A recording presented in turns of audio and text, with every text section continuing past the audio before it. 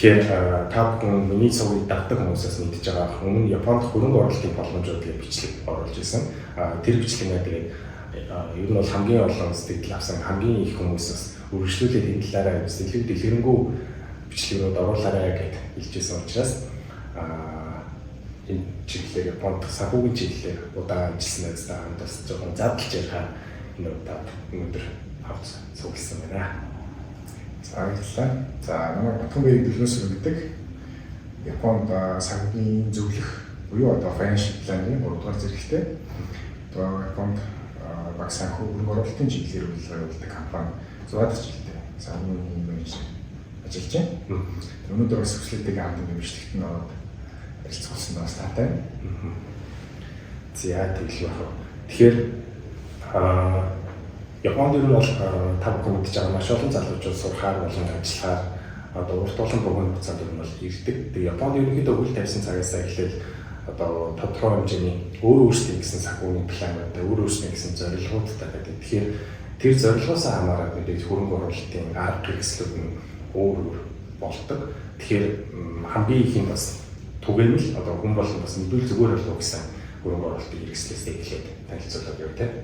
За тийм яг бид ингээд нөгөө хүмүүстэй ярихад ингээд янз бүрийн асуудлууд ирдэг л дээ ингээд ялангуяа нөгөө Японд ирсэн залуучууд дөнгөж ирж байгаа хүмүүс ч гэсэн лавцсан утсан дээр ингээд мөнгөө яаж хадгалах вэ те. Ингээд мөнгө ингээд аюу амархан үржиж байна. Ингээд мөнгө ингээд нэг хэд байх болчиход байна. Тэгээд тиймэрхүү бас сэтгэлүүд тийм асуудал зөндөө ирдэг л дээ. Яг хөө зүгээр Монгол Японд байгаа монгол хүмүүсийн хөдлөл бас нөгөө харьцангуй давуу талууд бас зөндөө боломжууд бас нөлөөлдөг. За гэхдээ яг зүгээр хувийн болгондоо хамаарат нөгөө тухайн хүний эсэл даах чадвар, санхүүгийн эсэл даах чадвар ч юм уу эсвэл санхүүгийн боломжоос нь хамаарат мөн тухайн хүний ирээдүйн зорилго дунд болон урт хугацаанд өргөн хугацааны зорилгоудаас нь хамаарат ямар санхүүгийн бүтээгдэхүүн сонгол илүү оновчтой гэдэг нь арай өөр байна. Гэхдээ яг зүгээр нийтлэгээр Японд байгаа хүмүүс маань бол зөндөө олон боломжуудтай болчихж байгаа. Тэгээд яг нь NISA гэдэг нэг аккаунтинг талаар бол манай хүслийн манаас өөр бичлэгээр бас оруулсан байсан. Тэр бичлэгээр бас яг ерөнхий зүйлсүүдийн бол тэр бичлэгтээ ороод үзчихвэл бол хангалттай мэдээлэлтэй болчихно. Яг тэр NISA-гийн дансны талаар харьцангуй илүү дэлгэрэнгүй яг гэх юм бол NISA гэдэг дансны хамгийн давуу талтай зүйл нь Японд татваргүй гэдэг нормын давуу талтай төсөлтэй. NISA дансны өөрөө хоёр төрөлтэй. Сeicho зэмэг татвар гэсэн хоёр төрөлтэй.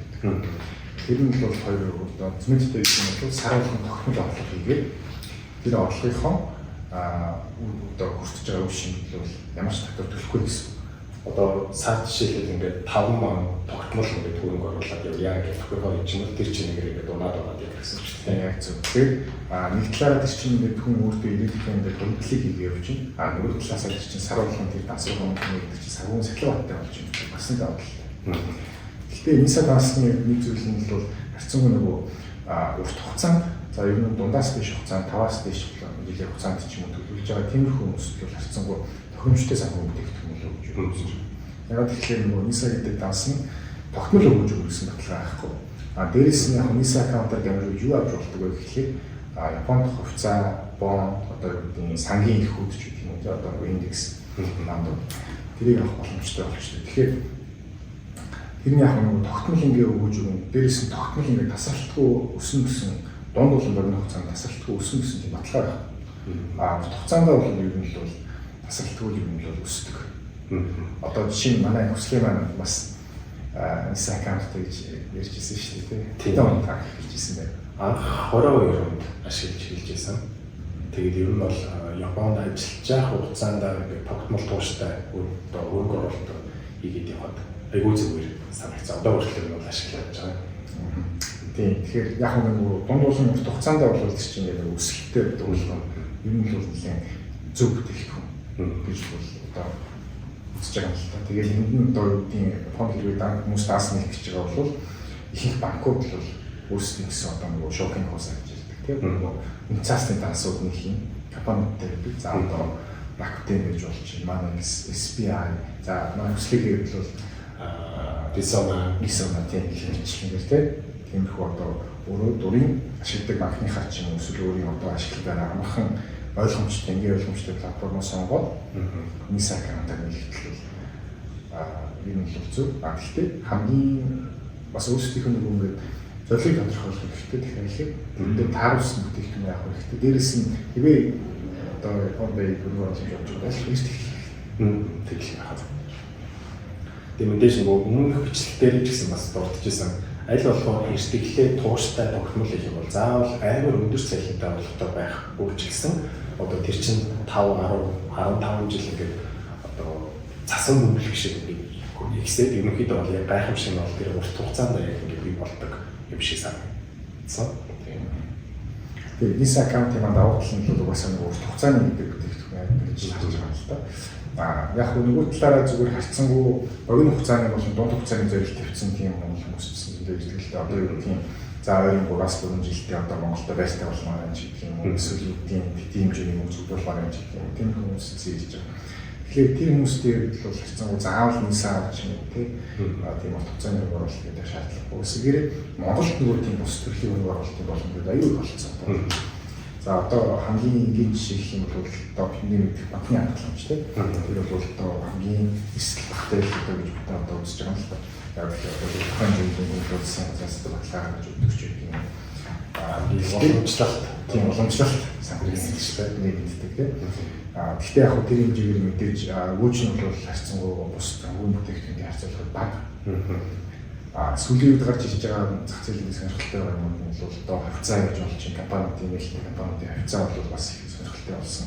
Дээрээс нь компаниуд бол бонд гаргаж чинь бондын хөгжлүүд харьцангуй гомжийн хүнээс гэсэн бас өндөр байна тийм. Тэр нь бас судлаад үзвэл гэхдээ тэр хэмжээгээр рисклүүд арай өндөр шүү дээ.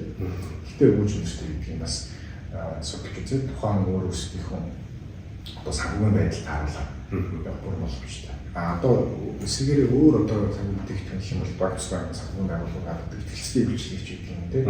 Тэр үйлчлэгч гэсэн дээр бол түүний одоо тодорхой хугацаанд тухайн хүний үргийг одоо хэмжлэн аваад одоо удирдах тийм үйлчлэг хүртэл гараад эхэлсэн. Одоо Pocket гэдэг аппликейшн доо тэндээс одоо татаж аваад өстөө болоход оцтой болсон юм. Татаж аваад өстөө харахад бол тэр бол нэг хэвлэл үнэхээр ойлгомжтой амархан болсон ч юм тийм. Ниса маань одоо ингээд татваргүй гэж хэлсэн шүү дээ. Тэгэхээр одоо татваргүй гэхээр яг одоо яа гэсэн үг. Ер нь бол татвартай байдаг гэж байгаа ниса дээр зөвхөн татваргүй болчихсон гэсэн үг. Илаач одоо нэлээд. Тийм.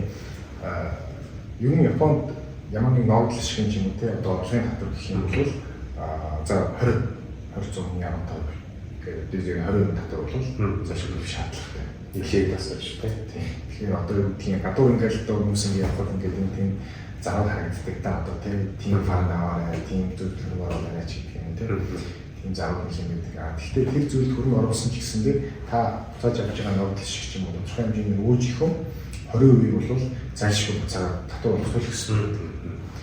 Тэрийг нь яаж хийх вэ гэхээр одоо нөгөө оны эцэг 2 сарын 15-аас 3 сарын 15-ны оны хийгддэг аппликейшн өгөхөөр одоо манхаар нөгөө судал татвар гэдэг. Тэрүүгээр бол зайлшгүй хэрэгтэй. Нисагийн маань давуу тал нь тэр 20%-ийг л төлөөд өгч чинь. Дээрээс нь та заавал тэр нэг татварын алтан дээр очиод одоо энэ бичих сэжиг болоод шаардлагагүй юм. Танд нисагийн насанд орсон бүх одоо тэр ногдлол шиг ч гэх юм уу одоо хугацааны үний өсөлтөөс олсон ашиг орлогч юм дээрээ таны болно. Гэхдээ тэр нь бол жилдээ за зэний категорийн хувьд бол 1.2 сая, сэжиг бол 2.4 сая хэмжээтэй. Тэр хоорондоо та хүссэн бүтээгдэхүүн аваад сонгоод авч болно. Тийм одоо хүссэн бүтээгдэхүүн гэдэгтээ одоо жишээлбэл Nikkei индекс гэж болон S&P 500 гэж болон тоо та алтыг сонирхдаг бол алтаас авч болно гэдэг ч юм уу. Маш олон төрлийн сонголтууд байдаг. Тэгээд тэр дундаас сонгоод тэр мэдээж нэг зах зээл чинь байнгын хөдөлгөөнд оршиж идэг. Тэгэхээр мэдээж нэг тэр хөдөлгөөнөөс шалтгаалаад тухайн өдрөөс мэдээж нэг дэшээ доошоо эрэг сөрөг болоод явна. Гэхдээ урт хугацаанд бол энэ бол эрэг байх юм гэж хараад байгаа. Тийм. Яг зүгээр хамгийн эсрэг багтайг нь сонгох юм бол жишээ нь одоо Японд бол Nikkei 225 индексийг одоо үлдсэн фандууд тийм Nikkei гэдэг нь одоо яг Японы одоо хамгийн том компаниудын нэгдсэн одоо юм авч байгаа гэсэн үг тийм. Одоо Японд байгаа 225 компани л багцыг одоо нэг багц цолгоор гаргасан тийм индекс фанд гэсэн байна. Тэгээд одоо тэр нь ганцхан одоо юу гэдгийг Японы Nikkei гэдгээр хязгаарлагдахгүйгээр олон улсын Nasdaq гэж болж байна, S&P 500 гэж болж байна. Одоо Hang Seng гэх юм. Бусад одоо индексүүдийг авсан ч гэсэн тийм юм болно. Тэгээ яг хуу санхүүжлийн үнэт нэг юм үг гэдэг нь маргаашийн $1, өнөөдрийн $1 хэзээ ч тэнцэхгүй гэдэг яг зөв зөв яг ярьдаг. Тэр нь бол мөнгө угаасаа нөгөө одоо бидний нөгөө инфляцийн нөлөөгөөр байнга үнцнийг алдчихийдэг. Тийм болохоор нөгөө аль болохоор ингээд эрт хөрөнгө оруулах хэрэгтэй. Дээрээс нь тэр нөгөө мөнгө чинь үнцнийг алдаад байгаагийн хэрэг таны хөрөнгө оруулж байгаа тэр нөгөө хэвээ зөв фандд оруулах юм бол тэр фанд чинь үнэхээр тасалбаргүй урт хугацаанд өсгөл гэсэн юм. Одоо тэгэхээр нөгөө Японд мөнгө хураая гэсэн залуучууд хамгийн алдартай сэдв болоо байрны мөнгө хийх, байрны урьдчилгаа хийх байдаг шүү дээ. Тэгэхээр тэрэнд одоо тэрнтэй холбоотой ямар нэгэн Японоос хийж болох тийм нэг хөрөнгө оруулалтын боломж бас юу аа л. Тийм ер нь манай монголчуудын бараг ихэнх нь нөгөө боддог. Тийм одоо зорилгоо олох гэсэн зүйл нь бол тэгэл бараг найс тийшээ тийм гэдэг. Хөлөглөлтөй болсон, байртай болсон гэдэг зорилго маш ч байна. Тэгээд энэ анх би мөхөөрч гэсэн ер нь бас адилхан л тийм л зорилготой л хийжсэн тийм. Тэгэл юм тийм гэдэг. Тэгээд тухайн үед тийм нөгөө шинэ зах зээлийн бүтээгдэхүүн ховор байсан л да. Одоо ч гэсэн би ер нь бол тийм төрлийн бүтээгдэхүүн аягүй ховор. Тэгээд гадаад дугуйн бол шууд бүтээгдэхүүн зээл хамгаалах ч юм уу тийм боломжууд бол бас ховс чинь нөхцөл гаргаж байгаа юм тийм шүү дээ. Тэгэхэд одоо бол яг нэг хайцсангүй одоо хүмүүс нь бол зайлис одоо цусны лизинг үйлчлэг үзүүлж байгаа компани. Тэр бол жишээ нь гадаад дугуйн хүмүүсээ зөвлөд 4 жилийн хугацаанд ороос 4 жилийн хугацаанд Монголда байртай болох ийм боломжтой жишээ нэг төгссөн. Тэгээд тэр нь яг одоо нэг талаараа яг нөгөө лизинг зээл гэдэг ойлголт яг ингээд бидний хахаа нөгөө өртөө болчихлоо гэж хараад байна шүү дээ. Тэгэхээр яг зарим талаараа нөгөө өртөө юм гэдэг чинь савгийн сэтлэг баттай юм гэдэг бас их том давуу талыг бий болгоод идэг л юунд яаж өөрчлөх вэ гэдэг чинь бас чухал шүү дээ. Тийм яг зөв.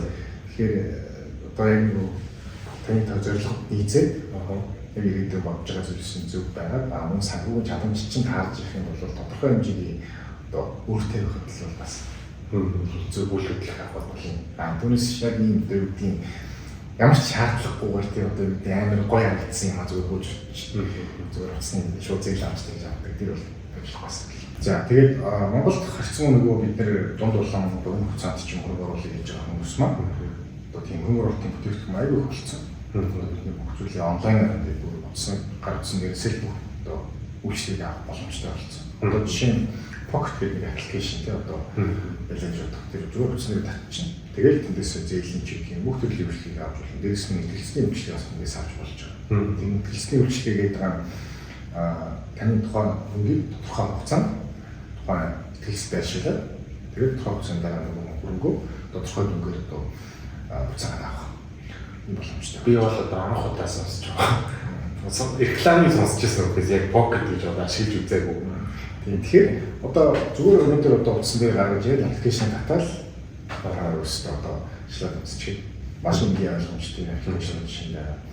Тэг чинь за дараагийнх нь л одоо манай англист юм байна бас гадаад байгаа хүмүүс ялангуяа одоо заавал мэдчих ихтэй одоо сайтуудын нэг тийм Монголд шийдвэр авах гэж байгаа бол англист юм аваад за тодорхой хэмжээний дараа бол нэг өөрчлөлт хэлбэрээс шаардлага гарч магадгүй. За тэгээд сайт маань үзэх юм бол бүх одоо зүйлсүүд ингээд бүгдээ байгаа. Бүтээгдэхүүн байгаа. За ажиллаж байгаа агентууд бол бүх хүмүүстэй бас холбоотой үйлчлүүлэх боломжтой. Тийм. Одоо яг гаднаас нь ингээд харахад бол өмнө бод байдаггүй байсан. Одоо гадаадд байнга Монголда үйлчлүүлэх авах хүсэлтэй хүмүүсийн боломжтой одоо юм айлсээр ч юм уу дамжиж нийтэд харах шиг бол харагдаад байна. Тийм. Зөвхөн гадаад хүмүүс зөвсөн гэдгийг бас таавал. Одоо нэг үсэл рүү царайнаас компани гэдэг утгаараа. Яг нөгөө бид нөгөө авч чадахгүй одоо зээл авч чадахгүй ч юм уу, лизинг авч чадахгүй эсвэл Монголд байр авч чадахгүй ийм хүмүүстэй бас зориулаад ингээд гаргасан шинэ үйлчлэг байгаа. Сая тэгэхээр Японд болон одоо Монголын хөрөнгө оруулалтын боломжуудын талаар ярилцлаа шүү дээ. Тэгээ мэдээж урт болон богино хугацааны яг өөрсдийн хөрөнгө оруулалтын зорилгодоо тааруулаад одоо ямар хөрөнгө оруулалтыг хэрэгсэл авах вэ гэдгийг шийдвэл зүгээр аа. Тэгээ мэдээж хэний ямар нэгэн зөвлөгөө өглөөгүй шууд бас ийшээ бүх хөрөнгө оруулахаас өмнө одоо бүгдээ маш сайн судалгаа өөрөөсөө бас судлах хэрэгтэй байдаг. Тэр судалгаагаа ч гэсэн маш сайн хийгэрэй гэж хэлмээр байна. Тэсч байгаа юмстай. Яг зөв. Тэгээд дээрэс нь зорилго тодорхойлно гэдэг бол бас хамгийн том төлөвлөгөөний нэг. Зорилго тодорхойлоход ихтэй санхүүгийн хөдөлгөөнд зарцсан бодиттой байх хэрэгтэй. Өөрийнхөө орлого тааруулсан мөн одоо санхүүгийн эслүүдээ бас нэлэх хэрэгтэй. Тэгээд дээрэс нь урт хугацааны болон дунд үеийн хугацааны тэр зүйлсүүдэд таарсан зөв бүтээгдэхүүн сонгох нь бол чухал. Тэгэхээр одоо өөрийн чиглэлээр нэг ашгаараа сайн хэрэгтэй. Өөрсдөө бас сайн судлах хэрэгтэй. Түүнээс ч одоо хин нэгэн одоо санхүүгийн зөвлөгч гэдэг юм одоо хин нэгэн хүний эсрэг бүтээгдэхүүнүүд шууд ингээд даун шиг юм тийм одоо сохроод анхаас гэдэг аль болохоор өөрсдөө тэрэндээ судалгаа хийгээд тэгэхээр өөртөө хэрэгтэй гэж байгаа бол тэр бүтээгдэхүүн авч тэр өөрөөр болох хамгийн зөв сонголт. Тэгэл байх. За тэгэхээр энэ удаагийн бичлэгтэй маань хамт байсан баярлалаа. Тэгэхээр дараагийн удаас ч гэсэн илүү хэрэгтэй илүү үнцэнтэй бас мэдээллүүдийг бас хүргэхийг хичээх болно. Тэгэхээр дараагийн бичлэгээр уулзлаа. Баярлалаа.